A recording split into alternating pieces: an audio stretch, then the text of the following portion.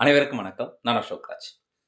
So இப்போ வந்து பார்த்தீங்க அப்படின்னா, EC fan and AC fan இது 2யும் நீங்க கம்பேர் பண்றீங்க அப்படின்னா, நான் ஒரு சில டெர்ம் சொல்றேன். அத பத்தி கம்பேர் பண்ணும்போது எது பெஸ்ட் அப்படின்றத நான் சொல்ல வரேன். ஃபர்ஸ்ட் ஸ்பீட் லிமிட் எடுத்துப்போம். ஸ்பீட் லிமிட் எடுத்துட்டீங்க அப்படின்னா, நீங்க ஒரு ஏசி ஃபேன் அப்படின்னு வச்சுக்கோங்களேன். மேக்ஸிமம் ஸ்பீட் ஹெர்ட்ஸ் வந்து பார்த்தீங்க அப்படின்னா, 25 ஹெர்ட்ஸ் வரைக்குமே நீங்க வச்சு ரன் பண்ண முடியும்.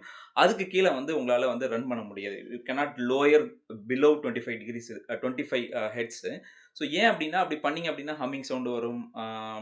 அப்புறம் வந்து ஹீட்டிங் இஷ்யூஸ் வரும். ஸோ மோட்டாருடைய மால் ஃபங்ஷன் அது அந்த அந்த அந்த சர்க்யூட்ல மால் ஃபங்ஷன் வரதுக்கான சான்சஸ்லாம் இருக்கு. ஸோ அதனால வந்து பார்த்தீங்கன்னா, 25 ஹெர்ட்ஸுக்கு கீழ வந்து பொதுவா வந்து ஏசி மோட்டார் ரன் பண்ண மாட்டாங்க. So this is the one of the disadvantage in the AC motor. But இதுவே நீங்க வந்து ஈசி ஃபேன் எடுத்துக்கிட்டீங்க அப்படின்னா, அந்த ஈசி ஃபேன்ல ஸோ உங்களுக்கு வந்து பார்த்தீங்கன்னா 10% இருந்து 100% வரைக்கும் அந்த ஸ்பீட வந்து வேரி பண்ண முடியும். ஸோ இப்போ வந்து வேரியபிள் ஸ்பீட் இருக்கும். 0 டூ 10 வோல்ட் நம்ம குடுப்போம். டிசி வோல்ட் குடுத்து, அது வந்து 0ல இருந்தே உங்களுக்கு ஆரம்பிச்சு 10 வோல்ட் வரைக்குமே. அதாவது 0 நீங்க எடுத்தீங்கன்னா 10% நீங்க வச்சுக்கோங்களேன். 10%ல இருந்து மினிமம் 100% வரைக்கும் உங்களால வெரி பண்ண முடியும். So this is the advantage of the EC fan. Okay. So this is the one speed limit. Okay.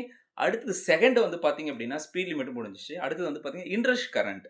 So இந்த இன்ரஷ் கரண்ட் அப்படின்றது வந்து பார்த்தீங்க அப்படின்னா, இப்ப ஏசி மோட்டார நீங்க எடுத்துக்கிட்டீங்கன்னா, ஒரு 3 to 5 times of the inrush current வந்து இனிஷியலா வந்து எடுக்கும். ஏன்னா அது வந்து நீங்க அதாவது விஎஃப்டி டிரைவ் இல்லன்னா, ஸோ ஓகே விஎஃப்டி டிரைவ் இல்லன்னா, அந்த இன்ரஷ் கரண்ட் வந்து ரொம்ப அதிகமா நான் சொன்ன 3 to 5 times of inrush current இருக்கும். ஸோ அதனாலவே வந்து உங்களுக்கு எனர்ஜி வந்து ரொம்ப அதிகமா எனர்ஜி கன்சம்ப்ஷன் அதிகமாவே போகும். பட் ஆனா ஈசி ஃபேன்ல ஸோ அந்த இன்ட்ரஸ்ட் கரண்ட் அப்படின்றது வந்து பெருசா இருக்காது. ஏன்னா ஸ்லோலி தான் உங்களுக்கு ரேம்ப் அப் ஆகும். ஸ்லோலி உங்களுக்கு ரேம்ப் அப் ஆகுறதுல அந்த வித இஷ்யூஸ் வந்து இருக்காது. இது வந்து ஈசி ஃபேன்ல இருக்கிற அட்வான்டேஜ். ஓகே.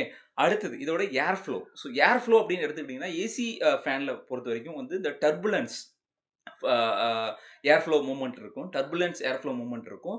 ஸோ அது வந்து ஒரு உங்களுக்கு டிஸ்அட்வான்டேஜ். பட் ஆனா இதுவே வந்து நீங்க ஈசி ஃபேன்ல எடுத்துக்கிட்டீங்க அப்படின்னா, அது வந்து பார்த்தீங்கன்னா, ஏரோடைனமிக் ஏர் ஃப்ளோ மூவ்மெண்ட் இருக்கும். ஏரோடைனமிக் ஏர் ஃப்ளோ மூவ்மெண்ட் அப்படிங்கும்போது ரொம்ப ஸ்லோவா உங்களுக்கு எங்க தேவையோ அத நோக்கி மட்டும் உங்களுக்கு அந்த ஏர் ஃப்ளோ மூவ்மெண்ட் இருக்கும். ஸோ அதனால வந்து அந்த எந்த பாத்தோ அந்த பாத்த நோக்கி போகும். ஸோ அதனால அது வந்து ஒரு ஒரு ஒன் ஆஃப் த அட்வான்டேஜா கருதப்படுது. அதே மாரி லாஸஸ் எடுத்துக்கிட்டீங்கன்னா வச்சுக்கோங்களேன். இதுல வந்து ஸ்லிப் அண்ட் ஃபிரிக்ஷன் லாஸஸ் இருக்கும். Other then other losses. Copper losses, lamination losses, inverter losses இதெல்லாம் இருக்கும் ஏசி மோட்டார்ல. பட் ஆனா ஈசி ஃபேன் வரும்போது வந்து பார்த்தீங்கன்னா, அந்த ஸ்லிப் அண்ட் ஃபிரிக்ஷன் லாஸஸ் வந்து கம்ப்ளீட்லி 0. அதர் லாஸஸ் வந்து ரொம்ப கம்மியா இருக்கும். ஸோ இதனாலேயே வந்து பார்த்தீங்கன்னா, இதோட எஃபிஷியன்சி இந்த ஈசி ஃபேனோட எஃபிஷியன்சி வந்து பார்த்தீங்கன்னா, ரொம்ப அதிகமா வந்து இருக்கு. ஏசி ஃபேனோட எஃபிஷியன்சி ரொம்ப கம்மியா இருக்கு. சரிங்களா? ஸோ இந்த வீடியோல இருந்து ஒரு சின்ன ஒரு இன்ஃபர்மேஷன் நான் உங்களுக்கு குடுத்துருக்கேன்னு நான் நம்புறேன். ஸோ இந்த வீடியோ உங்களுக்கு புடிச்சிருந்தது, புரிஞ்சிருந்ததுன்னா லைக் பண்ணுங்க. உங்க ஃப்ரெண்டுகளுக்கும் ஷேர் பண்ணுங்க. இத பத்தின ஏதாவது டவுட்ஸ் இருந்ததுன்னா கமெண்ட் பாக்ஸ்ல கமெண்ட் பண்ணுங்க. Bye. Have a nice day.